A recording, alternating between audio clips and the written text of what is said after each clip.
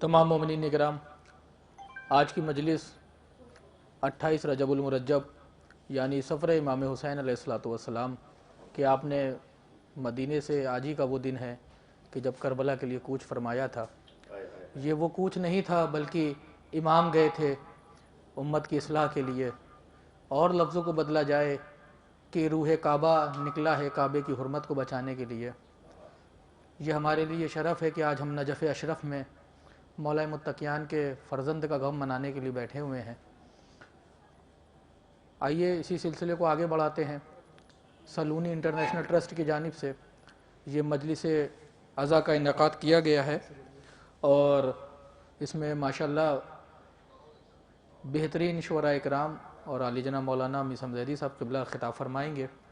آج کا دن امام حسین علیہ السلام نانا کے مزار کو، اماں کی لحد کو اور بھیا کی تربت کو چھوڑ کر، محل بنی ہاشم کو چھوڑ کر اس عنوان سے نکلے ہیں کہ آپ کو علم تھا کہ اب واپس نہیں آئیں گے۔ لہٰذا روایت میں ملتا ہے کہ جب امام مدینے سے جا رہے ہیں تو مدینہ اجڑتا چلا جا رہا ہے۔ ایسا لگ رہا ہے کہ جیسے کسی ماں سے کی آغوش سے اس کا بچہ نکل جائے تو ماں کی آغوش اجڑ جاتی ہے، اسی طرح سے مدینہ اجڑ گیا۔ قبر رسول ویران ہو گئی، تربت سیدہ سنسان ہو گئی، امام حسن کی قبر پہ اب چراغ جلانے والا کوئی نہ رہا۔ آج امام حسین مدینے سے نکلے ہیں دین بچانے کے لیے، نماز بچانے کے لیے، روزے بچانے کے لیے، حج بچانے کے لیے، خدا کی شریعت حسین ابن علی بچا رہے ہیں۔ اسی سلسلے میں ہم اور آپ یہاں پہ موجود ہیں۔ گراف ایجنسی کے ذریعے سے یہ ہماری آواز دنیا کے ہر گوشے میں پہنچ رہی ہے۔ آئیے میں گزار ہوں جناب ندیم صاحب سے کہ وہ آئیں اور بارگاہ آل محمد میں خراج عقیدت پیش فرمائے اور یہ مجلس کا آغاز ہو۔ بر محمد و آل محمد صلوات۔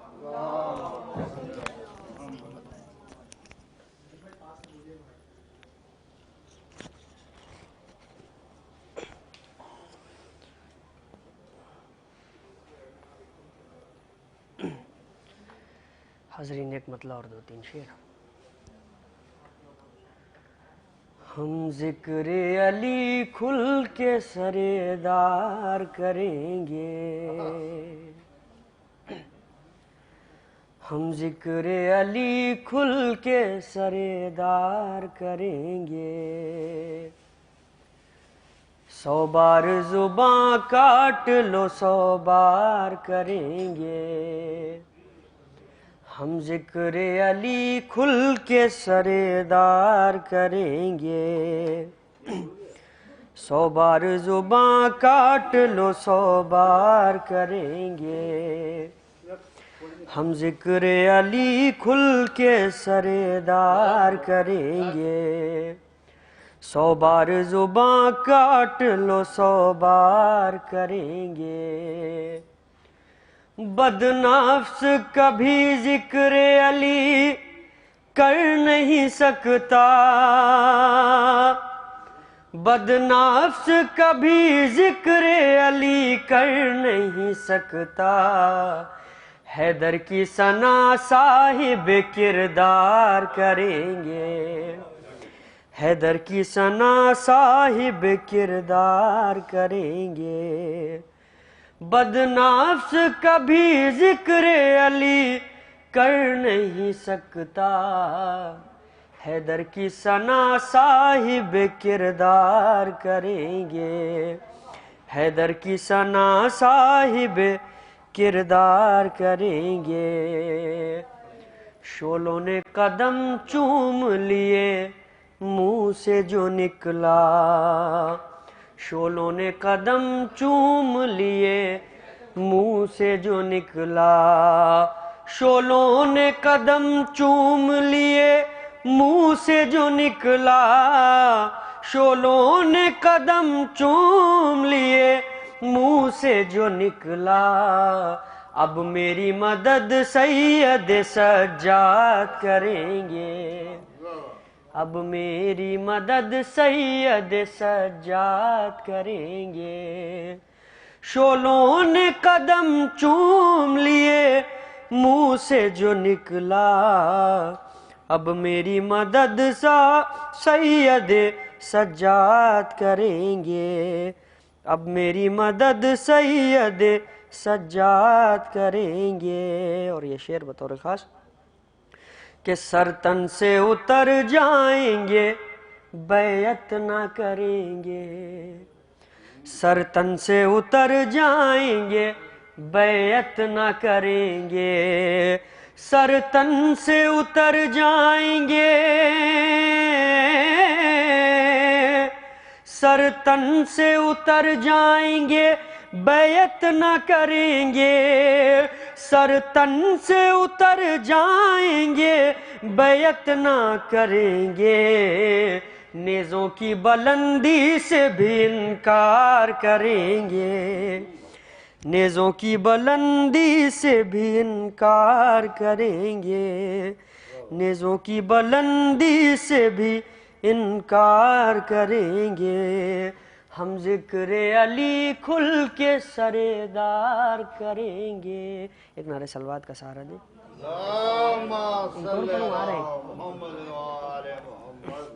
ایک مطلع اور دو تین شعر حضرت امام حسین علیہ السلام کے منسوب سے. بنت نبی کی آنکھوں کا تارا حسین ہے. بنت نبی کی آنکھوں کا تارا حسین ہے. بیٹا علی نبی کا نواسا حسین ہے. بیٹا علی نبی کا نواسا حسین ہے. بنت نبی کی آنکھوں کا تارا حسین ہے. بیٹا علی نبی کا نواسا حسین ہے. حمد خدا لبوں پہ تہ تیغ ہے گلا. حمد خدا لبوں پہ تہ تیغ ہے گلا. کتنا عظیم تیرا کلیجہ حسین ہے. کتنا عظیم تیرا کلیجہ حسین ہے. کلیجہ حسین ہے. اللہ رے وہ ہے بتے شبیر کا سر. حضرات ایک نعرہ صلوات کا سہارا دی.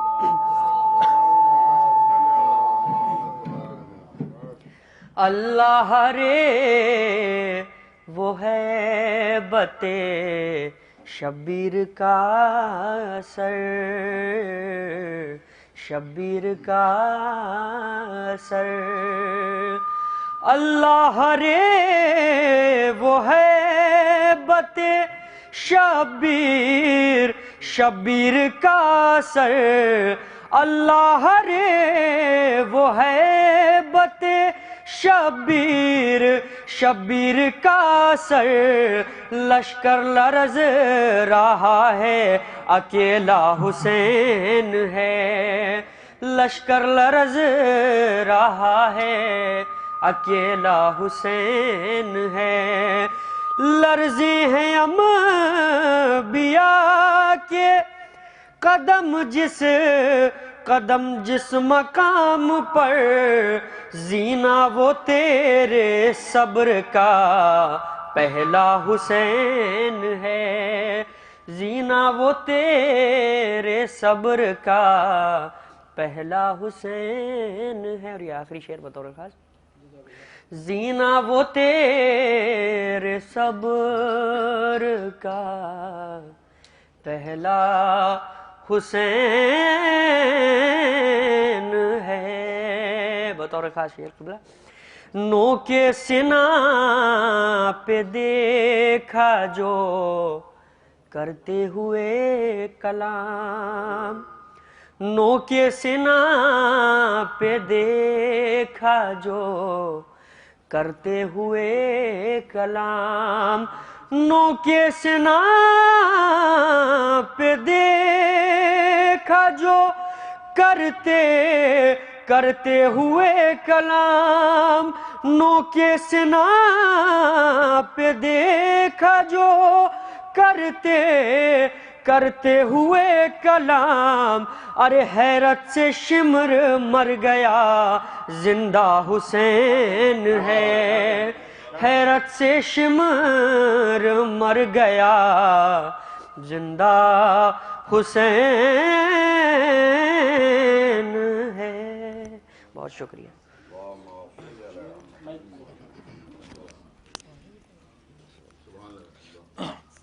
یہ جناب ندیم صاحب تھے جو بارگاہ مولا میں نذرانِ عقیدت پیش فرما رہے تھے۔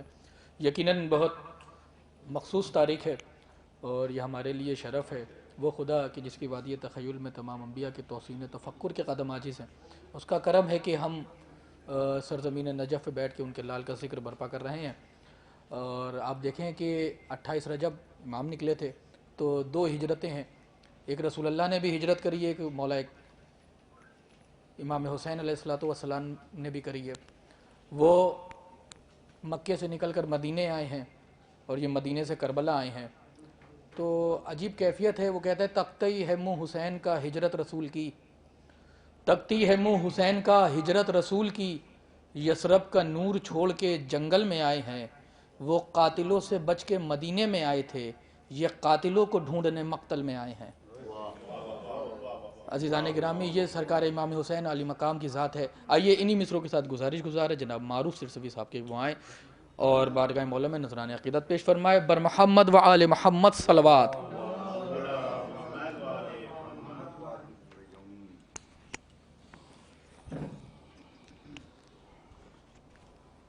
ثواباً حاضر کر دیتا ہوں۔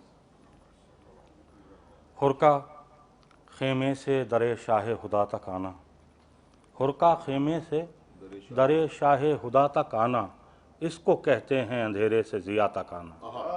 حرکا خیمے سے در شاہ خدا تک آنا، اس کو کہتے ہیں اندھیرے سے ضیاء تک آنا، وہی آئے گا جو ہر رخ سے حلالی ہوگا، وہی آئے گا جو ہر رخ سے حلالی ہوگا، سب کی قسمت میں کہاں فرش عزا تک آنا، وہی آئے گا جو ہر رخ سے حلالی ہوگا، سب کی قسمت میں کہاں فرش عزا تک آنا۔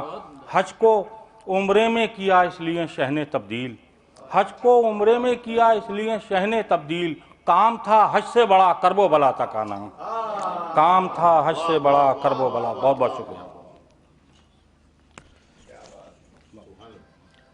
یہ جناب معروف سرسوی صاحب تھے جو بارگاہ مولا میں نذرانِ عقیدت پیش فرما رہے تھے۔ خدا آباد و شاد رکھے۔ ماشاءاللہ جتنے بھی لوگ ہیں سب سلامت رہیں اور سب ہر مرض سے ہر پریشانی سے۔ عزیزان گرامی، آئیے اور محفل کو اور اس جشن کو اور اس کیا بولتے ہیں بزم کو، اس سلسلے کو، اس ذکر کو اور آگے بڑھاتے ہیں کہ آپ دیکھیں کہ امام حسین نے علی مقام نے آج نماز، روزہ، حج و زکوٰۃ کی زندگی بڑھائی ہے، اس کو جان دی ہے، اس میں روح پھونکی ہے۔ تو ایک شعر سنیے گا جس کے لیے یہ ایک مطلب 2-3 شعر ہیں کہ ہم اپنا دن اسی ڈھب پر تمام کرتے ہیں، ہم اپنا دن اسی ڈھب پر تمام کرتے ہیں، علی کا ذکر ولا صبح و شام کرتے ہیں، یوں ایک ذرے کو اعلیٰ مقام کرتے ہیں، حسین حر کو علیہ السلام کرتے ہیں۔ اور یہ دیکھیے گا مطلب دیکھیے گا، حسین حر کو علیہ السلام کرتے ہیں، ہم ایسے ماتم شاہ انام کرتے ہیں، ہم ایسے ماتم شاہ انام کرتے ہیں، یہ دونوں ہاتھ میرے ایک کام کرتے ہیں، ہم ایسے ماتم شاہ انام کرتے ہیں، یہ دونوں ہاتھ میرے ایک کام کرتے ہیں۔ ابھی چونکہ وہ شعروں میں آیتوں کا ذکر ہو رہا تھا، دیکھیں گے مسلم صاحب کہ ہم ایسے ماتم شاہ انام کرتے ہیں، یہ دونوں ہاتھ میرے ایک کام کرتے ہیں، ہر ایک سمت اذا زلزلت کا شور ہے کیوں، ہر ایک سمت اذا زلزلت کا شور ہے کیوں، علی کیا تیغ دو دم بے نیام کرتے ہیں، ہر ایک سمت اذا زلزلت کا شور ہے کیوں، علی کیا تیغ دو دم بے نیام کرتے ہیں۔ اور دیکھیں گے شعر دیکھیں گے کہ ہر ایک کی مدح کا ہم ذائقہ نہیں چکتے، ہر ایک کی مدح کا ہم ذائقہ نہیں چکھتے، کہ غذا حلال ہو تب ہم طعام کرتے ہیں۔ ہر ایک کی مدح کا ہم ذائقہ نہیں چکھتے، غذا حلال ہو تب ہم طعام کرتے ہیں۔ اور جس شعر کے لیے زحمت ہے اور آج کی مناسبت سے کہ نمازو روزہ و حج و زکوٰۃ و خمس و جہاد، نماز و روزہ و حج و زکوٰۃ و خمس و جہاد، یہ سب حسین کو جھک کر سلام کرتے ہیں۔ آئیے انہی مصروں کے ساتھ گزارش گزار رہے ہیں بہت ہی ادب و احترام سے علی جناب مولانا میثم زیدی صاحب قبلہ سے کہ وہ آئیں اور اپنے نورانی بیان سے ہمارے قلوب کو مجلی و منور فرمائیں۔ نعرہ حیدری بر محمد و آل محمد صلوات۔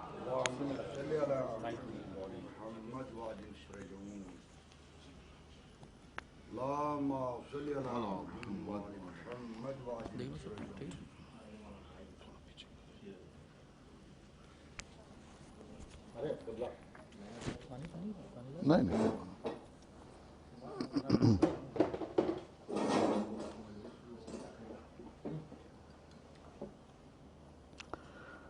حضرات ایک مرتبہ سورہ حمد اور 3 مرتبہ سورہ اخلاص کی تلاوت فرما کر لاڈلی بیگم بنت سید حسین، دلدار حسین ابن فضل حسین، جعفر حسین ابن محمد حسین اور ذکیہ بیگم بنت صوبیدار حسین اور تمام مرحوم مومنین اور مومنات کے نام پر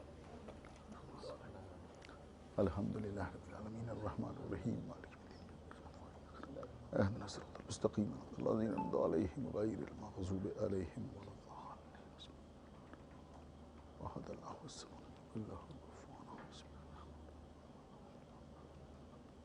اللہ بر محمد و آل محمد صلوات اللہم صلی اللہ علیہ فاتحہ بسم اللہ الرحمن الرحیم الحمدللہ رب العالمین الرحمن الرحیم اهدنا الصراط المستقیم صراط الذین انعمت علیہم غیر المغضوب علیہم اللہم صل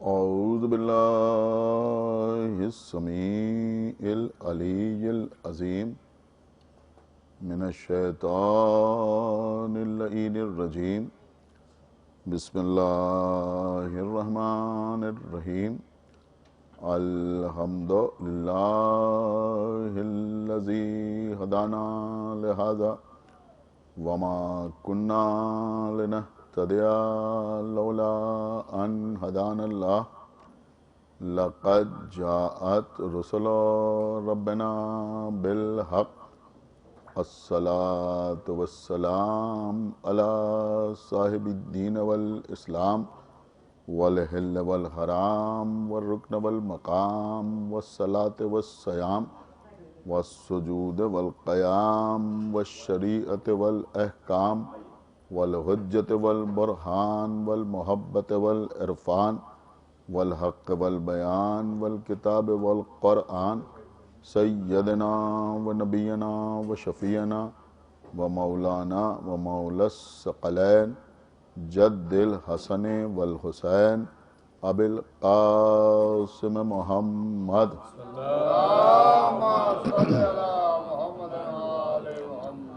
وعلی اہل بیتہ الطیبین الطاہرین المعصومین المظلومین المنتخبین المنتجبین الذین اذہب اللہ عنہم الرجس وطہرہم تطہیرا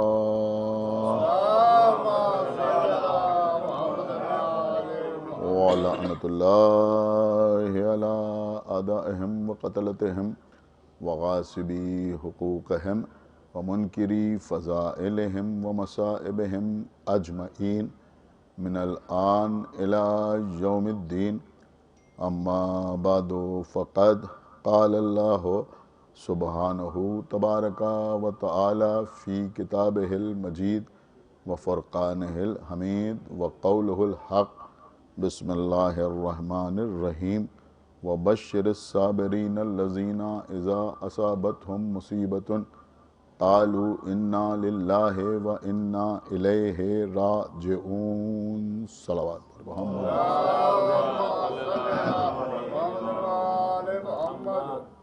حضرات، آج یوم غم ہے. ہم بارگاہ شاہ نجف میں ان کے لال کا پرسہ دینے کے لیے جمع ہیں. اس مناسبت سے میں نے سورہ بقرہ کی جن لفظوں کو عنوان بیان قرار دیا ہے، ان الفاظ میں ارشاد اقدس الہی ہو رہا ہے کہ بشارت دے دو ان صابرین کو جن پر جب کوئی مصیبت پڑتی ہے تو وہ کہتے ہیں انا للہ و انا الیہ راجعون. دیکھیے عزیزوں، اس آیت میں بہت سے عنوانات ہیں جن پر گفتگو کی جا سکتی ہے، لیکن میں آپ کی خدمت میں عرض کروں گا کہ اس آیت میں اول صابرین کے ذکر کے بعد جس لفظ پر زور دیا جا سکتا ہے وہ ہے مصیبت. بشارت دے دو ان صابرین کو جن پر جب کوئی مصیبت پڑتی ہے. دیکھیے قبلہ، مصیبت دو طرح کی ہوتی ہے. ایک مصیبت وہ ہوتی ہے کہ جس کے ذمہ دار ہم خود ہوتے ہیں، یعنی اگر ہم ایسا عمل نہ کرتے، ایسا فعل انجام نہ دیتے تو ہم اس مصیبت میں مبتلا نہ ہوتے.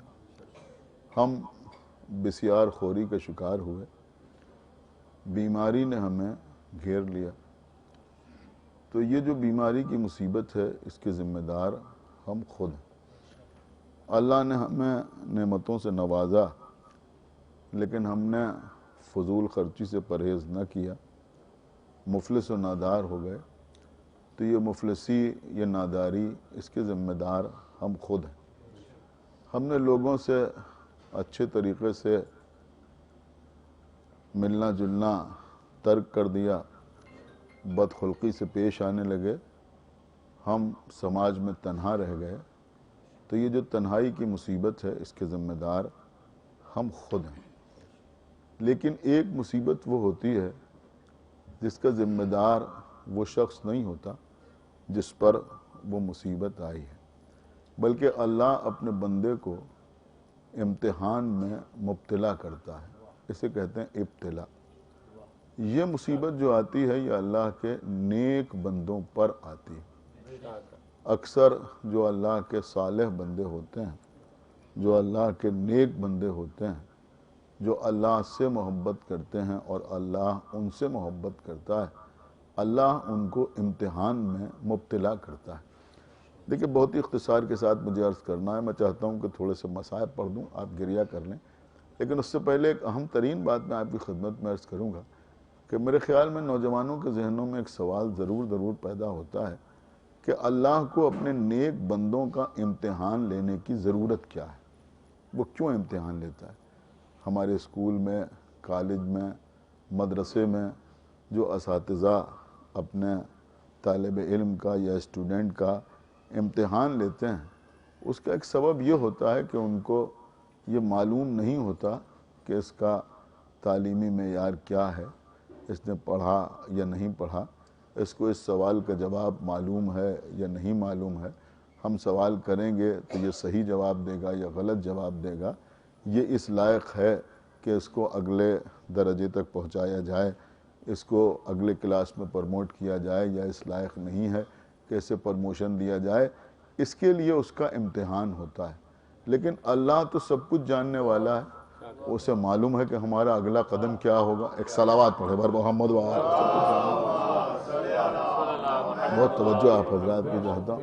تو یہ اللہ کو امتحان لینے کی ضرورت کیا ہے؟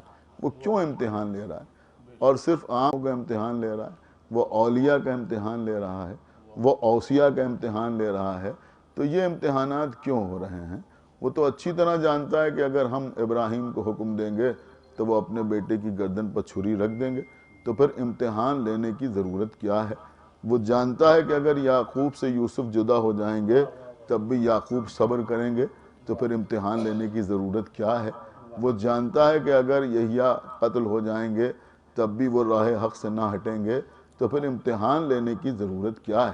تو یہ اللہ امتحان کیوں لیتا ہے؟ دیکھیں یہاں پر ظاہر سی بات ہے کہ مومنین جتنے بھی ہوں، لیکن اس جگہ کی بڑی اہمیت ہے جہاں پر آپ تشریف فرمائیں، لہذا اس بات کو پیش نظر رکھتے ہوئے میں بہت قیمتی بات اس وقت آپ کی خدمت میں عرض کر رہا ہوں، اور میں سمجھتا ہوں کہ یہاں سے آپ جائیں گے تو اس کو نجف کا تبرک سمجھ کے لے کے جائیں گے کہ اللہ امتحان کیوں لیتا ہے۔ دیکھیے اللہ امتحان اس لیے نہیں لیتا کہ اللہ کو علم نہیں ہے کہ اس بندے کا عمل کیا ہوگا، اللہ اس لیے امتحان نہیں لیتا کہ اللہ کو اپنے اس صالح بندے پر یقین نہیں ہے یا اعتبار نہیں ہے، یا اللہ اس کے درجات میں اضافہ کرنا چاہتا ہے لہٰذا اس کا امتحان لے رہا ہے، وہ چاہے تو یوں ہی درجات میں اضافہ کر دے۔ اللہ امتحان اس لیے لیتا ہے کہ دوسروں پر اس بندے کی فضیلت ثابت ہو جائے۔ ایک صلوات پڑھ دے بر محمد وآلہ، دوسروں پر، یعنی جس نبی کا امتحان ہو رہا ہے تو اس لیے ہو رہا ہے کہ امت کی سمجھ میں آ جائے کہ ہم اس کے جیسے نہیں ہیں۔ امام کے زمانے میں اگر امتحان ہو رہا ہے تو اس لیے ہو رہا ہے کہ دوسروں کی سمجھ میں آ جائے کہ ہم ان کے جیسے نہیں ہیں، تو یہ امتحان اس لیے ہوتا ہے۔ اب میں سمجھتا ہوں کہ یہاں زیادہ وضاحت کی ضرورت نہیں ہے، آپ خود اس بات کو سمجھ سکتے ہیں کہ بس جو وجہ، سنیے گا، جو وجہ، جو سبب، جو علت، بیٹا سنا، جو سبب، جو علت، جو وجہ اللہ کے بندے کا امتحان لینے میں ہے، وہی سبب، وہی وجہ، وہی علت معصوم کے کسی غیر معصوم سے مشورہ لینے میں ہے۔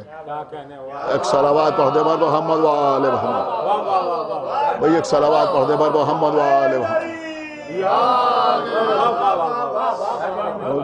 ایک صلوات اور پڑھ دے بر محمد وآلہ محمد۔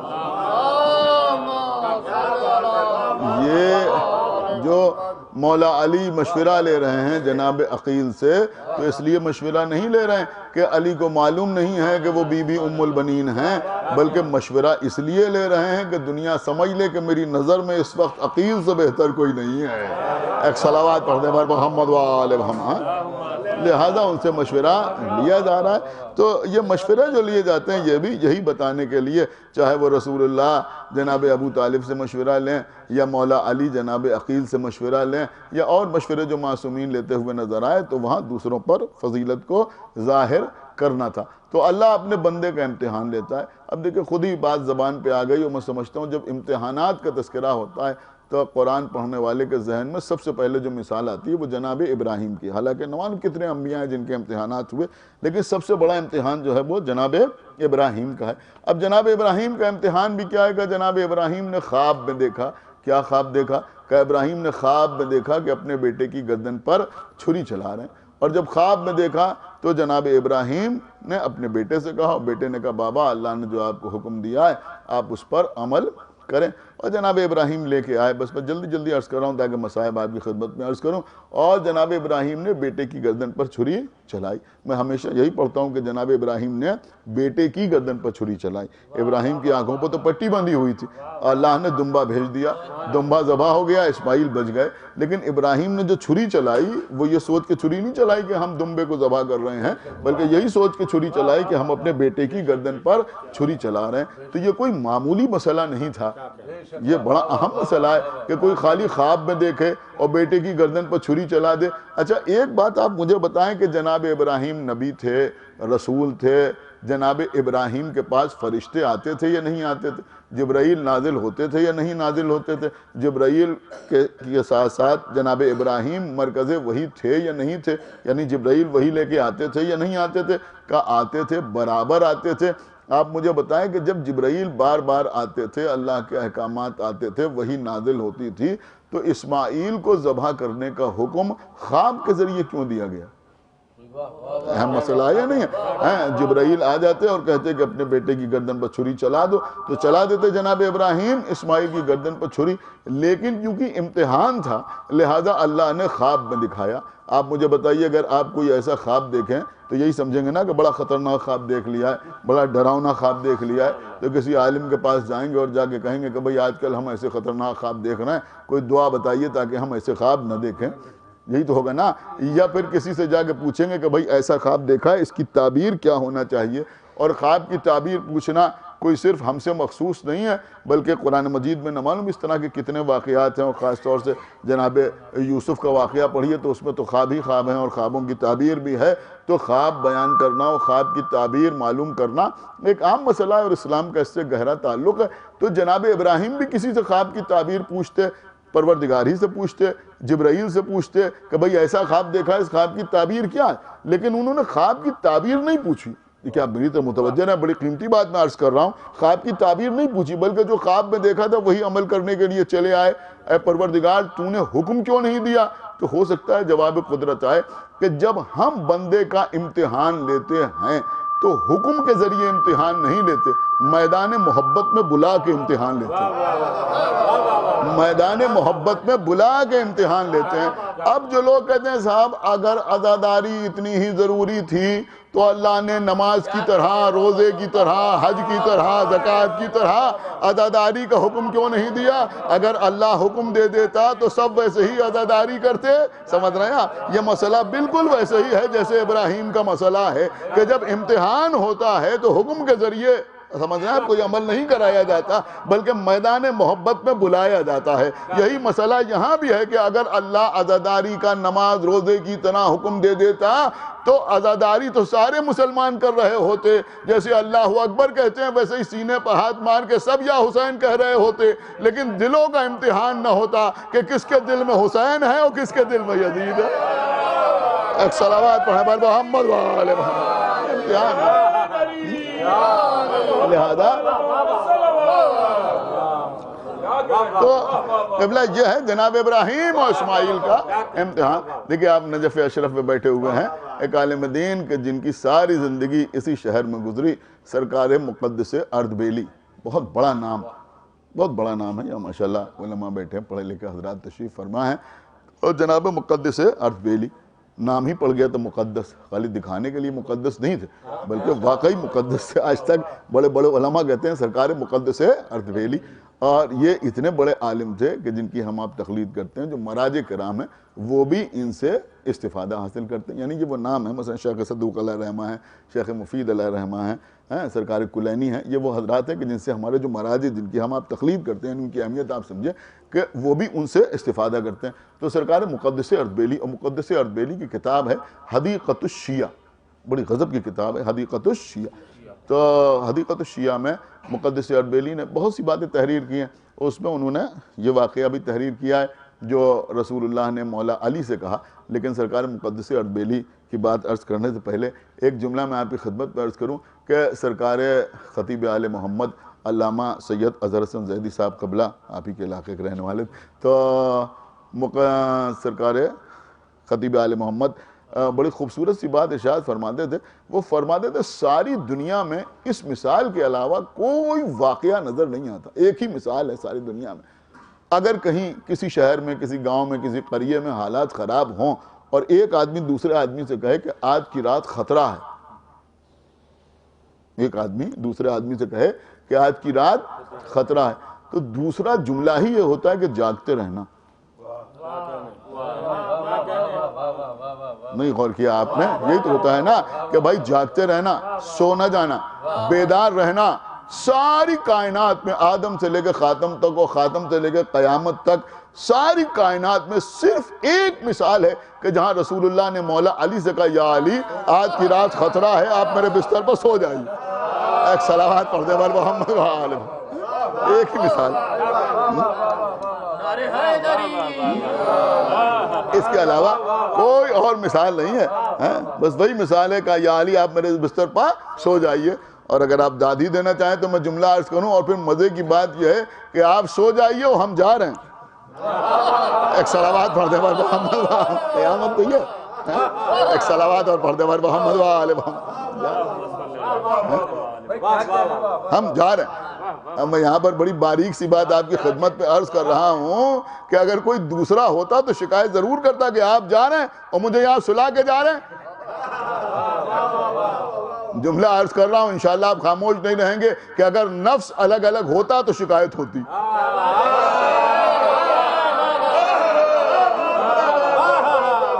ایک صلوات پڑھ دے بر محمد وآلہ محمد۔ دیکھیں یہ سن کے فضائل نہ سنیے کہ میثم زیدی پڑھنا، یہ سن کے سنیے کہ آپ نجف پہ بیٹھے ہوئے ہیں. ایک صلوات پڑھ دے بر محمد و آل محمد. تو فرمایا کہ یا علی آپ میرے بستر پر سو جائیے. تو میں یہیں تک بس آپ کو لانا چاہتا ہوں، تو اس کے بعد ربط مصائب ہیں. تو رسول اللہ نے جب یہ فرمایا تو مولا علی نے پوچھا کہ کیا میرے سو رہنے سے آپ کی جان بچ جائے گی؟ کہاں آپ کے سو رہنے سے، صرف آپ کے سو رہنے سے میری جان بچ جائے گی. تو کہا بہتر ہے. تو مولا علی نے شکر کا سجدہ ادا کیا.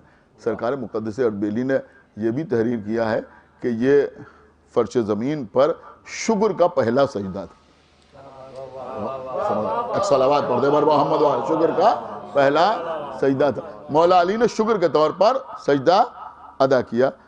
اور جب علی نے شکر کا سجدہ ادا کیا تو رسول اللہ نے فرمایا کہ یا علی یہ میرا اور آپ کا ویسا ہی امتحان ہے جیسا ابراہیم اور اسماعیل کا امتحان ہوا تھا. یعنی جیسے ان کا امتحان ہوا تھا ویسے ہی میرا اور آپ کا امتحان. حالانکہ رسول اللہ مولا علی کے گلے پہ چھری نہیں رکھ رہے ہیں، لیکن فرما رہے ہیں امتحان ویسے ہی ہے. کیوں ویسے ہی امتحان ہے؟ کہ وہاں ابراہیم نے اپنی گود کے پالے کو چھری کے نیچے لٹایا، یہاں رسول اپنی گود کے پالے کو تلواروں کے سائے میں سلا رہے ہیں. لہذا فرمایا یہ ویسا ہی امتحان ہے. اب اس میں بہت سے نکات ہیں جو میں پڑھ سکتا ہوں، لیکن میں نے بات کو صرف ایک نقطے پر تمام کروں، اور یہ بھی میرا نقطہ نہیں ہے، یہ بھی مقدس اردبیلی ہی کا نقطہ ہے. انہوں نے اپنے استاد کے حوالے سے یہ نقطہ لکھا ہے، لیکن قیامت ہے قسم خدا کی. انہوں نے کہا کہ ساری باتیں ایک جیسی ہیں، بڑی یکسانیت ہے. ابراہیم نے اسماعیل کو لٹایا، مولا علی نے کو رسول اللہ نے اپنے بستر پر لٹایا، وہاں گلے پر چھری رکھی ہوئی تھی، یہاں دشمن تلواریں لیے ہوئے موجود تھے. میں نے کہا لیکن ایک فرق ہے. بڑا حساس نقطہ ہے قسم خدا کی. میں نے کہا ایک فرق ہے، اور فرق یہ ہے کہ اسماعیل نے قربانی تو بہت بڑی دی کہ اسماعیل چھری کے نیچے لیٹ گئے. اسماعیل چھری کے نیچے لیٹ گئے، قربانی تو بہت بڑی دی، لیکن کم سے کم اسماعیل کے دل کے کسی گوشے میں یہ خیال ضرور تھا کہ کچھ بھی ہو مگر چھری رحم دل باپ کے ہاتھوں میں ہے. اللہ اکبر. بھائی آپ نے شاید بالکل توجہ نہ فرمایا ہے، کم سے کم یہ تو ذہن میں تھا نا کہ بھائی چھری کس کے ہاتھ میں ہے. ایک صلوات پڑھیں بر محمد و آل محمد. میرے خیال میں وہ حضرات اس بات کو زیادہ اچھی طرح محسوس کر سکتے ہیں اور زیادہ احساس کر سکتے ہیں کہ جب آپ دیکھتے ہیں کہ کسی ماتمی جلوس میں کوئی باپ اپنے ہاتھ میں تلوار لے کے اپنے بچے کے سر پر قمع لگا رہا ہے. ایک صلوات پڑھ دے بر محمد و آل، تو زیادہ احساس ہو سکتا ہے بھائی کہ یہاں کم سے کم یہ معلوم ہوتا ہے نا کہ باپ کے ہاتھوں میں تلوار ہے، باپ کے ہاتھوں میں چھری ہے. تو اسی طرف انہوں نے اشارہ کیا ہے کہ جناب اسماعیل جو تھے وہ لیٹے ضرور تھے. اللہ اکبر.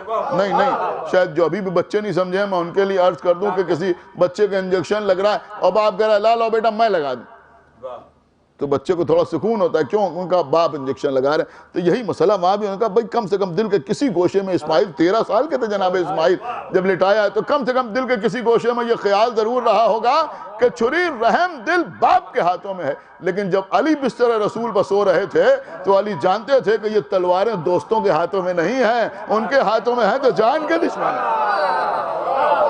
ایک صلوات پڑھ دیں محمد و آل محمد. ان کے ہاتھوں میں. بس عزیزوں، تو یہ امتحانات کی فہرست ہے، اور ہم سمجھتے ہیں کہ جب امتحان کا ذکر آتا ہے تو پھر ایک ہی نام ذہن میں آتا ہے کہ جہاں امتحان لینے والا خود بھی مطمئن ہے اور جس کا امتحان لیا جا رہا ہے اس کو نفس مطمئنہ کی سند دی جا رہی ہے. آج قبلہ رجب کی 28ویں تاریخ ہے. میں مصائب میں کوئی کمی نہیں کرنا چاہتا. بس عزیزوں، حسین مدینہ چھوڑ کے جا رہے ہیں، ساری تیاری ہو گئی ہے. جانے والوں کی فہرست بھی آقا حسین نے بنائی ہے. علماء کے لیے، خطبہ کے لیے، ذاکرین کے لیے بڑے موضوعات ہیں جن کے اوپر گفتگو کر سکتے ہیں، ریسرچ کر سکتے ہیں، تحقیق کر سکتے ہیں کہ امام حسین کس کو ساتھ لے جا رہے ہیں، کس کو نہیں لے جا رہے ہیں.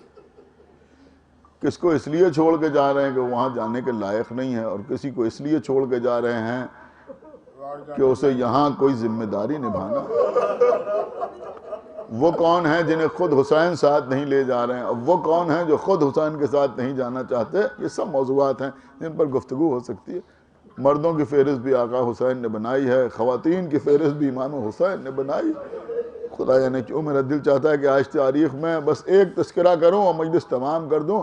آقا حسین نے فہرست بنائی ہے، عباس ساتھ جائیں گے، علی اکبر ساتھ جائیں گے، قاسم ساتھ جائیں گے، اون محمد قافلے کے ساتھ رہیں گے، برادران عباس ساتھ جائیں گے، اولاد عقیل ساتھ جائے گی، یہ سب ہمارے ساتھ جائیں گے۔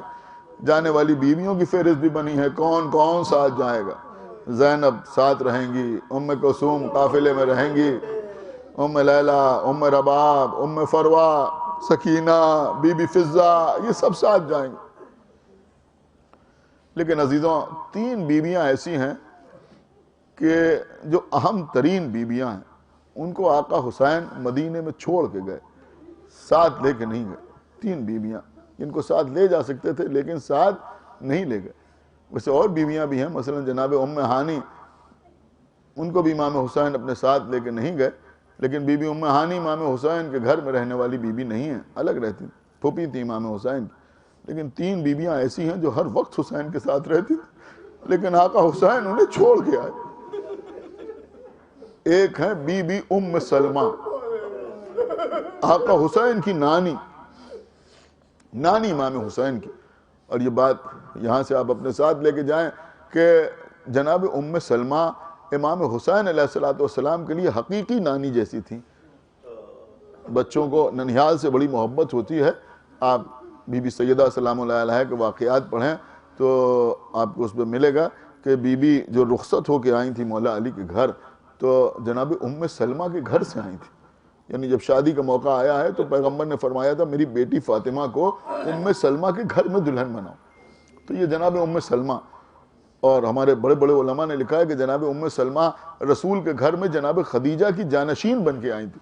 تو جناب ام سلمہ موجود ہیں، اب کوئی رسول کی اور زوجہ موجود نہیں ہے، لیکن جناب ام سلمہ موجود ہیں، لیکن امام حسین ان کو مدینے میں چھوڑ کے آ رہے ہیں، ساتھ لے کے نہیں آ رہے ہیں۔ دوسری بیوی کون جن کو چھوڑ کے آ رہے ہیں؟ کہ وہ ہیں مادر عباس جناب ام البنین، انہیں بھی ساتھ لے کے نہیں آئے۔ تیسری بیوی کون؟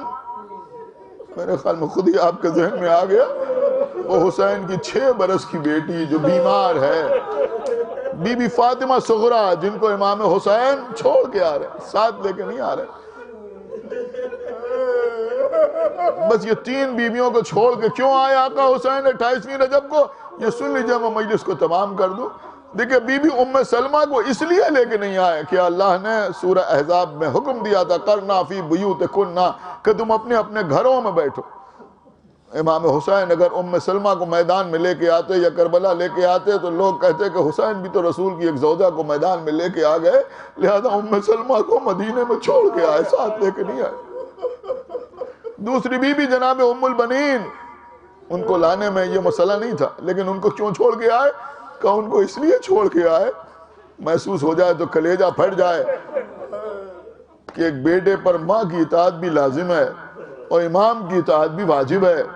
اگر ام البنین کربلا کے میدان میں ہوتی تو حسین نے جو فہرست بنائی تھی نا شہداء کی، اس میں رد و بدل کی گنجائش نہیں تھی۔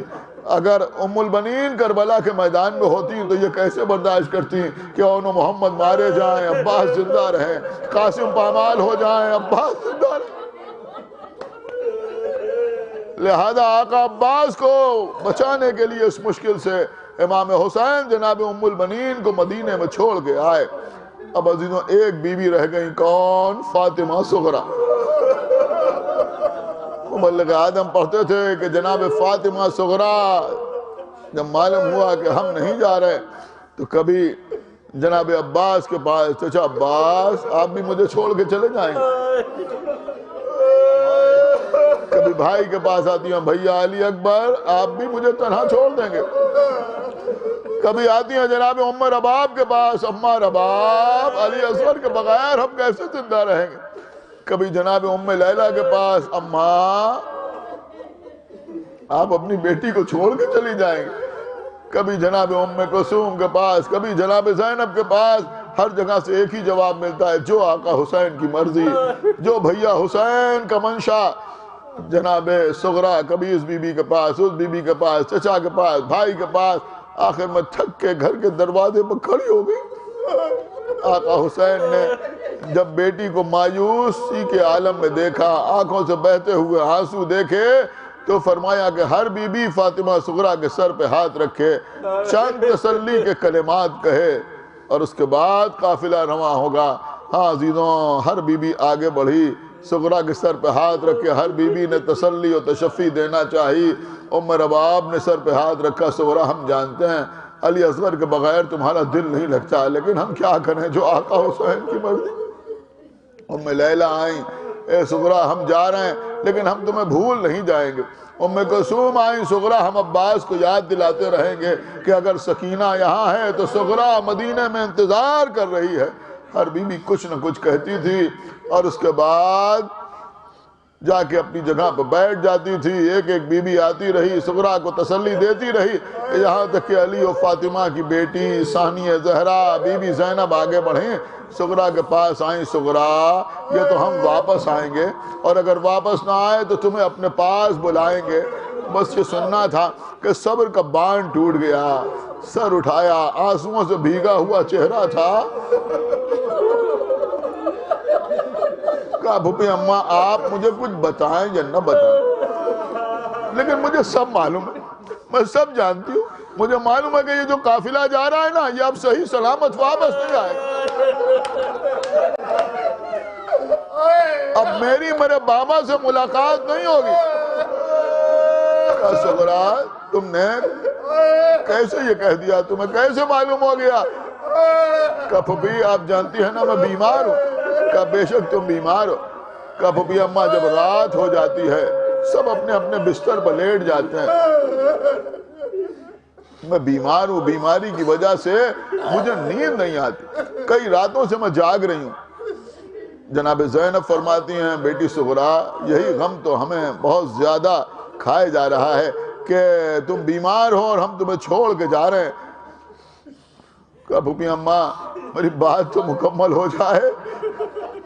کہا بتاؤ بیٹی کیا کہنا چاہتی ہو؟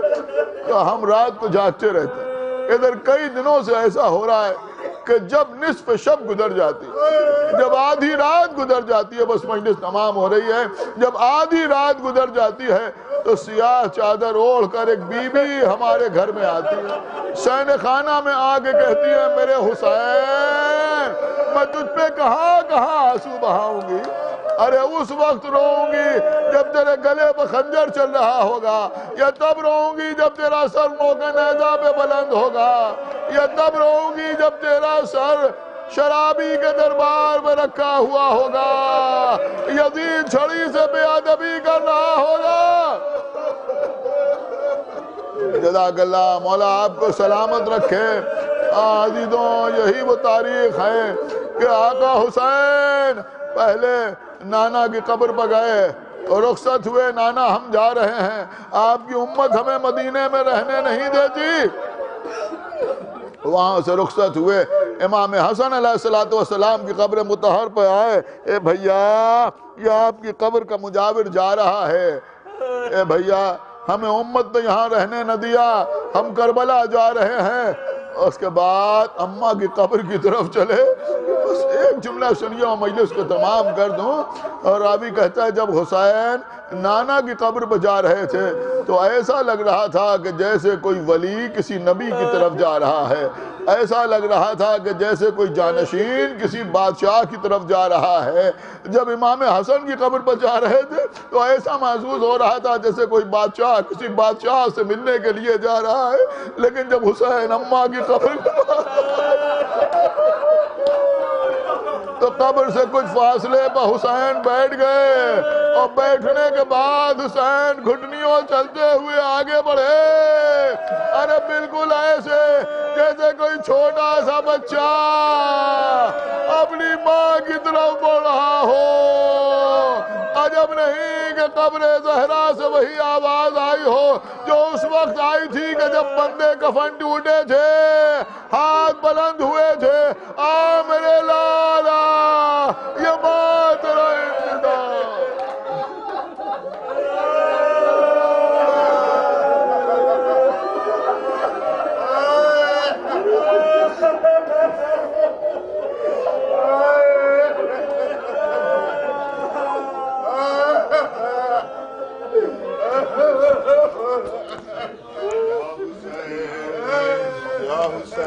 ندیم اکبر صاحب. یا حسین یا حسین. ندیم اکبر صاحب کے بعد ڈاکٹر عرفان صاحب بھی نوحہ پیش کریں گے. جناب ندیم اکبر صاحب آئیے.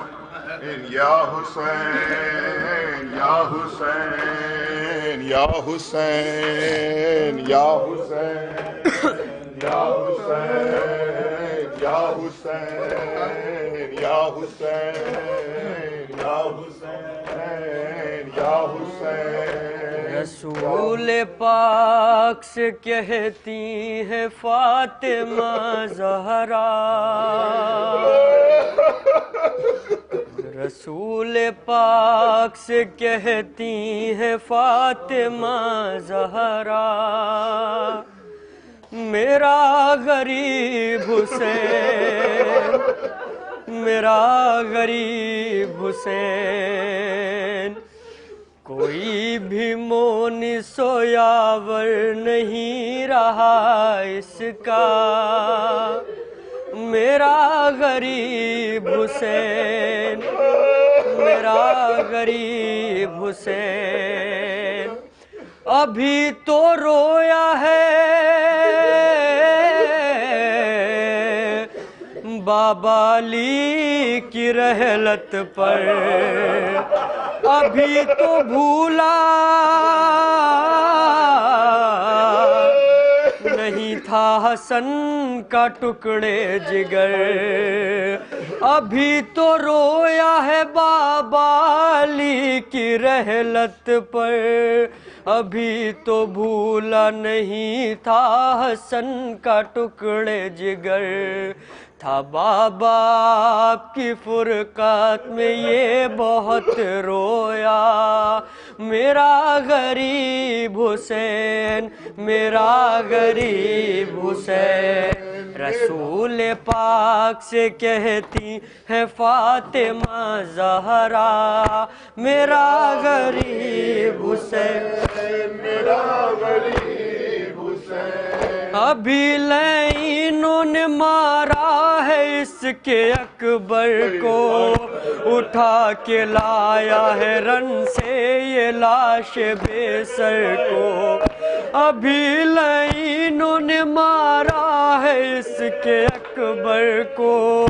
اٹھا کے لایا ہے رن سے یہ لاش بے سر کو. ابھی جوان کے سینے سے اس نے کھینچی سنا. میرا غریب حسین میرا غریب حسین. رسول پاک سے کہتی ہے فاطمہ زہرا. میرا غریب حسین میرا غریب حسین. جو ماں کی گود میں وہ 6 مہینے والا تھا. اے بابا آپ کی امت نے اس کو بھی مارا. جو ماں کی گود میں وہ 6 مہینے والا تھا. اے بابا آپ کی امت نے اس کو بھی مارا. لہو حسین نے چہرے پاپ نے اس کا ملا. میرا غریب حسین میرا غریب حسین. ابھی تو یہ قاسم کے ٹکڑے لایا ہے. ابھی تو یہ قاسم کے ٹکڑے لایا ہے. ابھی یہ اون و محمد کو رو کے آیا ہے. ابھی تو یہ قاسم کے ٹکڑے لایا ہے. ابھی تو اون و محمد کو رو کے آیا ہے. کھڑا ہے بھانجے بھتیجوں کے خون میں ڈوبا میرا غریب حسین، میرا غریب حسین، لب فرات علمدار اس کا سویا ہے، کٹا کے ہاتھ علمدار اس کا سویا ہے، لب فرات مددگار اس کا سویا ہے، کٹا کے ہاتھ علمدار اس کا سویا ہے، کوئی تو آ کے میرے لال کو بچا لیتا میرا غریب حسین، میرا غریب حسین۔ یا حسین، یا حسین، یا حسین، یا حسین، یا حسین، یا حسین، یا حسین، یا حسین۔ رو کے کہتی تھی بانوے مزتر، جھولا ویران کر گئے اصغر، جھولا کس کو جھلائے گی مادر، جھولا ویران کر گئے اصغر، رو کے کہتی تھی بانوے مزدر، رو کے کہتی تھی بانوے مزدر، اب کسے لوریاں سناؤں گی، کس کو سینے سے میں لگاؤں گی، مجھ سے بچھڑا ہے میرا نور نظر، رو کے کہتی تھی بانوے مزتر، رو کے کہتی تھی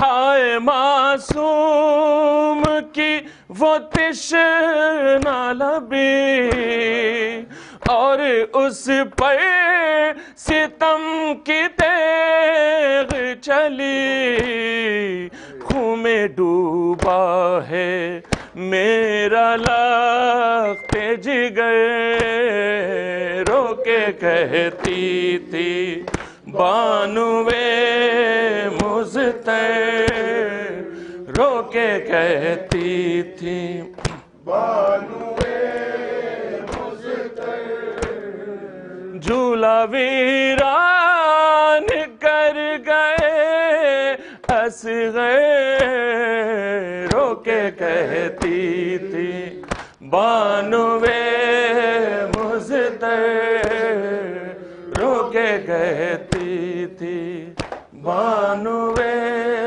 مزتر، سے یا حسین، یا حسین، سے یا حسین، یا حسین، یا حسین۔